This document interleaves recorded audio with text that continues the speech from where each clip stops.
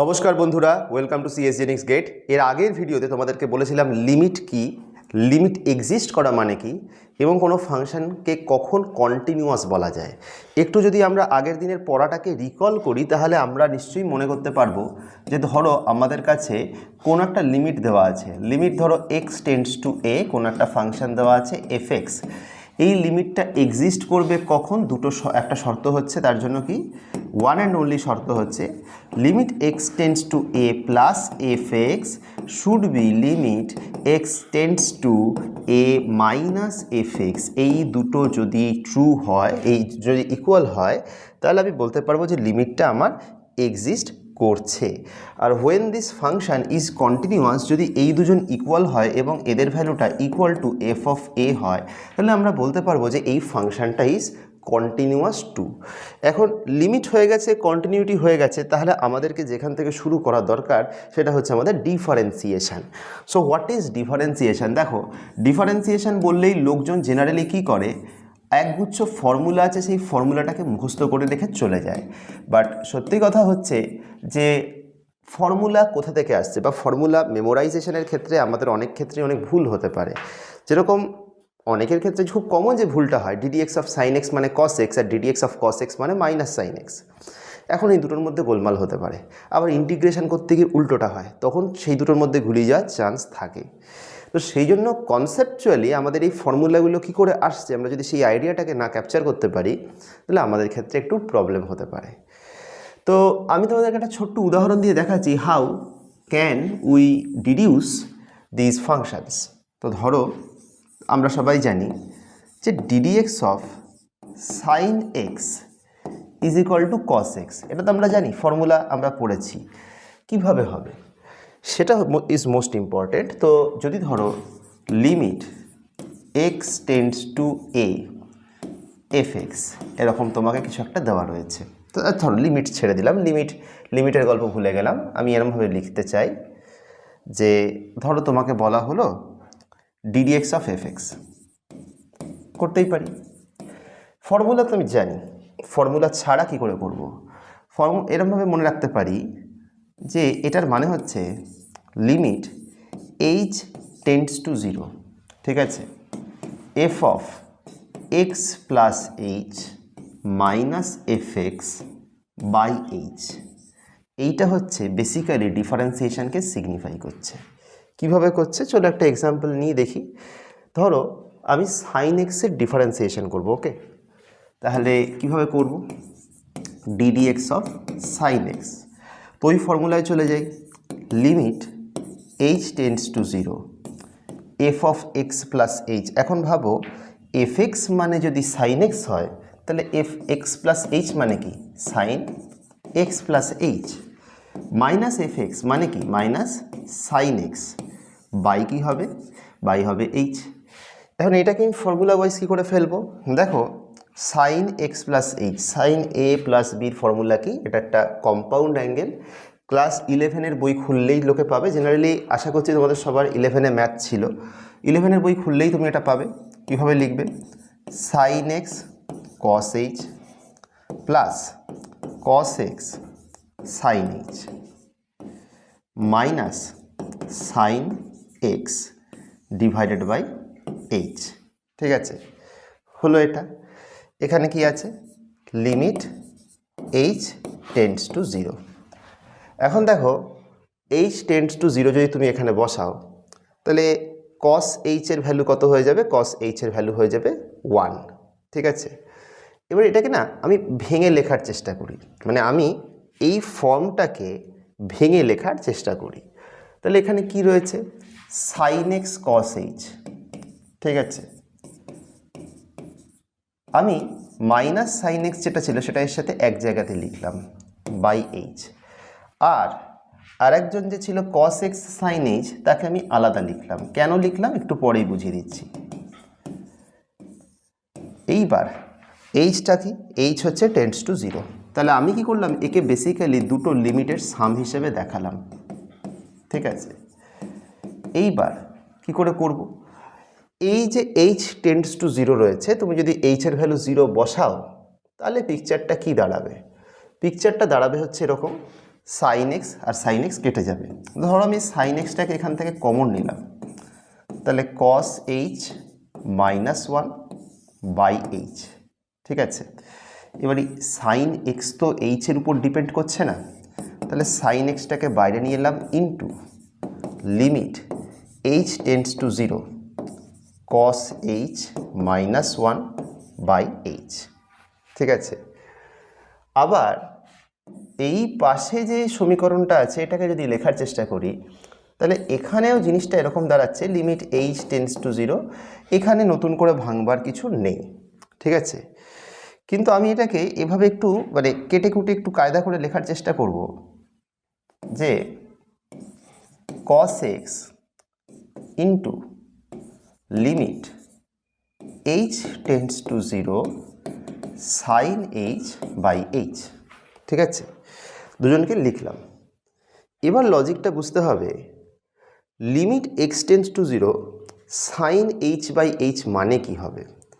এটা লিমিটের বইতে ফর্মুলাতেই আছে, এটার ভ্যালু হচ্ছে 1, ঠিক আছে। এটার ভ্যালু যদি 1 হয় তাহলে এটা cos x হয়ে যাবে, এটার ভ্যালু 1, এটা লিমিটের ফর্মুলাতে দেওয়া আছে। এখন বলতে পারো যে এই ফর্মুলাটা তো আমি জানি না, এটা তো লিমিটের বইতে দেওয়া আছে, ফর্মুলাটা মনে রাখবো কী করে? মনে রাখতে হবে না, কিন্তু প্রুফ তুমি এল হসপিটালের রুল দিয়ে করতে পারো। অবশ্য সেই এল হসপিটালের রুল অ্যাপ্লাই করার জন্য বা তোমাকে ডিফারেন্সিয়েশন জানতে হবে, এটাই হচ্ছে আয়রনি। যাই হোক, এবার মনে মনে ভাবো এই গল্পটাকে যদি তুমি সেই অ্যাঙ্গেলে দেখো, তা দেখো cos h minus one divided by h, h যদি 0 বসাও তাহলে cos h মানে কত হবে 1, 1 মাইনাস 1, আর নিচে হচ্ছে 0, 0 বাই 0, যেটা একটা ইনডেফিনিট ফর্ম। সো এটাকেও যদি তুমি সেই এল হসপিটাল অ্যাপ্লাই করো, এটাও তোমাকে আলটিমেটলি 0 দেবে, ঠিক আছে। এটা তোমাকে 0 দেবে। তাহলে এই দুজনকে গুণ করে কি পেলে 0, এই দুজনকে গুণ করে কি পেলে এটা 1 এবং cos x, তাহলে রেজাল্টটা কি এলো cos x। এখন দেখো এটা আমি দেখালাম যে ফর্মুলাটা কিভাবে আসছে। এবার তুমি বলতেই পারো যে আমি এত কষ্ট করে কেন মনে রাখবো, আমার একটু শর্ট ট্রিক বলুন। তাহলে শর্ট ট্রিকের রাস্তায় আসি।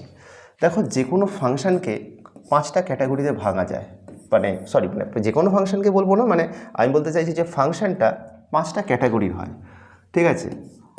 I, L, A, T, E, inverse, logarithm, algebraic, trigonometric, exponential. এর মধ্যে এক্সপোনেনশিয়াল মানে কি? এক্সপোনেনশিয়াল মানে হুইচ ইজ আনচেঞ্জড। ধরো ই টু দি পাওয়ার এক্স, তাকে যদি তুমি ডিফারেন্সিয়েশন করো তুমি ই টু দি পাওয়ার এক্সই পাবে। আবার এর জায়গাতে যদি তুমি এ টু দি পাওয়ার এক্স করতে, এ ইজ এনি কনস্ট্যান্ট, তাহলে a to the power x log a to the base e, ঠিক আছে। এটা মনে রাখাটা খুব বিশাল ব্যাপার আশা করি হবে না, জাস্ট সংক্ষেপে মনে রাখতেই পারো। এবার logarithmic ddx of log x কত হবে এটা 1 বাই এক্স। অ্যালজেব্রিক অনেক রকমেরই ফাংশন আছে। এখন আমি যদি সহজ ভাষায় বলি ddx of x to the power n, এর ফর্মুলাটা কী হবে n into x to the power n minus 1। T হচ্ছে ট্রিগোনোমেট্রিক, কী কী আছে sine x, cos x, tan x, cot x, sec x আর কোসেক এক্স। কী করে মনে রাখবো? সাইনের উল্টো হবে কস, ট্যানের উল্টো হবে হচ্ছে ট্যানের ডিফারেন্সিয়েশন হবে হচ্ছে সেক স্কোয়ার এক্স, ঠিক আছে। আর কটের, আচ্ছা কটেরটা এখনই লিখছি না কারণ ট্যান লিখেছি, কট তার থেকেই বেরোবে। চলো সেক এক্সটা লিখি, সেক এক্স ট্যান এক্স। এখন দেখো সাইনের জন্য কস এক্স এসছে, তো কসের জন্য কি আসবে, যেগুলো কো দিয়ে আছে সেগুলোর নামের আগে মাইনাস বসাবো, ঠিক আছে, সেগুলো সব মাইনাস দিয়ে আসবে। তো এখানে এসেছে কস, সাইনের কমপ্লিমেন্টকে কস, তাহলে কসের কমপ্লিমেন্টকে হবে সাইন, ট্যানের কমপ্লিমেন্টকে কট, ট্যানের ডিফারেন্সিয়েশনকে এসছে সেক স্কোয়ার এক্স, তাহলে সেকের কমপ্লিমেন্টারি অ্যাঙ্গেলকে ট্রিগোনোমেট্রিতে কোসেক, তাহলে এখানে আসবে হচ্ছে মাইনাস কোসেক স্কোয়ার এক্স। আবার সেকের কমপ্লিমেন্টকে কোসেক, ট্যানের, তাহলে এখানে কে এসছে সেকের ডিফারেন্সিয়েশন করে সেক এক্স ট্যান এক্স, তাহলে এখানে এসছে কোসেক এক্স, তাহলে কি হবে মাইনাস কোসেক এক্স, সেকের কমপ্লিমেন্ট হচ্ছে কোসেক আর ট্যানের কমপ্লিমেন্ট হচ্ছে কট এক্স, হয়ে গেল, ডান।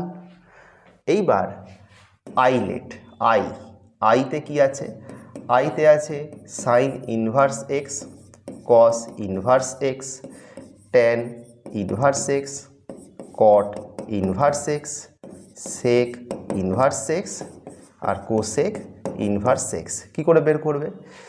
ডাইরেক্টলি দেখিয়ে দেবো না, একটা কায়দা বলতে পারি। কায়দাটা কীরকম? দুটো ফর্মুলা এখানে আমাদের জানতে হবে, অ্যালজেব্রিকেও লিখতে পারি। Ddx of some constant is equals to 0, ঠিক আছে? কোনো কনস্ট্যান্টে ডিডিএক্স করলে 0 আসে। এবার দেখো একটু মনে করিয়ে দেখি, সাইন ইনভার্স এক্স এটার যদি তুমি এর সাথে যদি তুমি কস ইনভার্স এক্সটাকে অ্যাড করো, কত পাবে? π/2। This π/2 is a constant. π/2 যদি কনস্ট্যান্ট হয় তাহলে একটা লজিক দেখো, তুমি এটা জানতে পারবে ddx of sign inverse x plus ddx of cos inverse x, এই সাইডে ডিডিএক্স করলে কত হবে? 0, কারণ π/2 একটা কনস্ট্যান্ট। তাহলে আমি এটা বলতে পারি যে ddx of sign inverse x মানে তুমি ঠিক যা পাবে কস ইনভার্স এক্স মানে ডিডিএক্সে, ঠিক তার উল্টোটা পাবে। এবার লজিক্যালি বুঝবো, সাইনের ডিফারেন্সিয়েট করে পেয়েছি কস, তাহলে সাইনের ডিফারেন্সিয়েট করে কস পাওয়ার মানে কি? ধরো সাইন থিটা মানে যদি এক্স হয়, সাইন ইনভার্স এক্স যদি থিটা হয় তাহলে আমাকে ধরতে হবে সাইন থিটা মানে এক্স, তাহলে কস থিটা মানে কত হবে? √1 - x²। কী করে মনে রাখবো? সেই পুরোনো দিনের সেই formula, sine square theta plus cos square theta is equals to 1। তাহলে sign inverse x, sine theta মানে যদি এক্স হয় তাহলে কস থিটা মানে কী হবে? √1 - x²। এবার এটাকে জাস্ট আমি উল্টো করে লিখে দেবো, ঠিক আছে? তাহলে কসের জন্য কী বেরোবে? জাস্ট এটার নেগেশান। এবার বুঝতেই পারলে কি করে বেরোবে। তাহলে একইভাবে ট্যান, কট, সেক, কোসেক এগুলো তোমরা নিশ্চয়ই বার করতে পারবে, আমি এক্সপেক্ট করবো সবাই চেষ্টা করবে। আর যদি মনে হয় যে চেষ্টা করে হচ্ছে না, তাহলে আমাদেরকে কমেন্ট সেকশানে জানালে আমরা আবার করে দেবো। কিন্তু আমরা চাই যে যারা তোমরা গেটের প্রিপারেশান নিচ্ছ তারা যেন এটাতে অ্যাটমোস্ট নিজের ইনভলভমেন্টটা রাখো, ঠিক আছে? তো আজকের মতন এইটুকুই। ঠিক পরের ভিডিওতে আবার আমরা চেষ্টা করব এর কন্টিনিউয়েশন নিয়ে আরও কিছু টপিকস নিয়ে তোমাদের কাছে আসার। ততক্ষণের জন্য সকলকে অনেক ধন্যবাদ। খুব তাড়াতাড়ি আবারও নতুন কন্টেন্ট নিয়ে দেখা হবে।